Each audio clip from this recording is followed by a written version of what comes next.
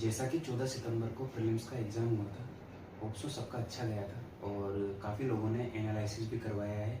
मैंने भी यूट्यूब पे वीडियो डाला था, जितने क्वेश्चन मैंने देखे और जितने क्वेश्चन मेरे को मिले मैंने सबके आंसर बताए थे। अब बात करते हैं साहब, कट ऑफ क्या रह सकती है। आपको भी लग रहा होगा कि आपका सिलेक्शन होगा कि नहीं होगा, क्योंकि एग्ज़ाम देते आप उनको सबको लग जाता है कि सिलेक्शन होगा कि नहीं होगा। अब बात आती है कि साहब मेरे तो नेगेटिव मार्किंग ज़्यादा हो रही है, वो सबके साथ होती है, वो कोई नया नहीं है। अब बात करते हैं एक्सपेक्टेड कट ऑफ क्या रहेगी जनरल के मेल की। भैया जनरल के मेल की कट ऑफ बताता हूँ, तो कम से कम भी नहीं तो 52 से लेकर 55, 50-55। फीमेल की क्या रहेगी 45 से 50। उसके बाद बात आती है ओबीसी। ओबीसी की बात करते हैं तो 42 से 47, है ना मेल की। फीमेल की बात करते हैं तो 40 से 45। उसके बाद एससी एसटी की कट ऑफ 40 से 45। उसके बाद ईडब्ल्यूएस की कट ऑफ भी एससी एसटी के बराबर रहती है। ठीक है, तो ये तो हुई कट ऑफ।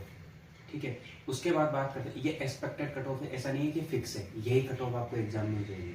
मैं कुछ नहीं कह सकता इसके बारे में, ये मैंने देखा है और ये मैंने सोचा है और जितना मैंने पूछा है मेरे दोस्तों से उसके अनुसार मैंने दिमाग लगाया कि इतनी कट ऑफ, क्योंकि हर साल इतनी कट ऑफ जाती है।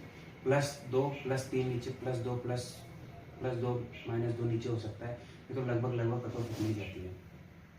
उसके बाद बात करते हैं कि साहब क्या रिजल्ट कब आएगा। रिजल्ट जो भी है वो 4-5 दिन के अंदर, प्रीलिम्स के 4-5 दिन के अंदर आ जाता है, या तो कल आ जाए या आज आ जाए शाम को या परसों आ जाए, मतलब 2-3 दिन 4-5 दिन के अंदर रिजल्ट आने की संभावना है।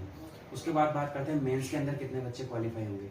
मेंस के अंदर जो बच्चे क्वालिफाई होंगे वो 5 गुना होंगे, तो 3500 का 5 गुना कर लो, कम से कम भी नहीं तो 15 से 20 हजार बच्चे तो वो कम से कम भी नहीं लेंगे। 5 गुना भी नहीं करते हैं, अगर 4 गुना भी करते हैं, 3 गुना भी करते हैं, तो कम से कम 10 से 15 हजार बच्चे तो लेंगे।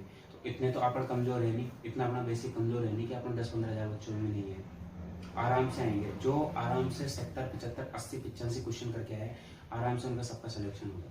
कोई दिक्कत नहीं लेने की, कोई जरूरत नहीं, टेंशन लेने की जरूरत नहीं है। हाँ, अब आप सोच रहे होंगे कि मैं तो जो क्वेश्चन करके आया वो सारे गलत हो रहे हैं, वो सबके साथ होता है।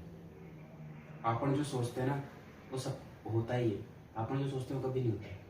अपन सोचते हैं यार वो क्वेश्चन सही होगा, वो गलत हो जाता है, फिर एग्जाम सेंटर से बाहर निकलते हैं। मैंने आपको पहले बताया था कि 65 + 20 + 15, 65 वह क्वेश्चन आते हैं जो आपके हमेशा सही होते हैं, 20 क्वेश्चन वो आते हैं वो जो आते हुए गलत हो जाते हैं, और 15-20 क्वेश्चन ऐसे आते हैं जो किसी को आते ही नहीं।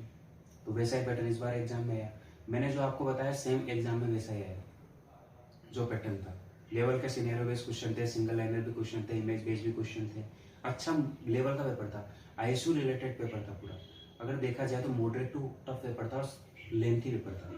मेंस की बात करें तो मेंस के लिए आपको सिनेरियो बेस्ड क्वेश्चन के ऊपर ज़्यादा ध्यान देना है। सिनेरियो बेस्ड क्वेश्चन में भी आपने तरीके देखे होंगे कि पीपीटी वाला क्वेश्चन आया था, इंटरडर्मल लगा था, कितना बड़ा घुमा दिया उसको, पूछा क्या छोटू सा पॉइंट।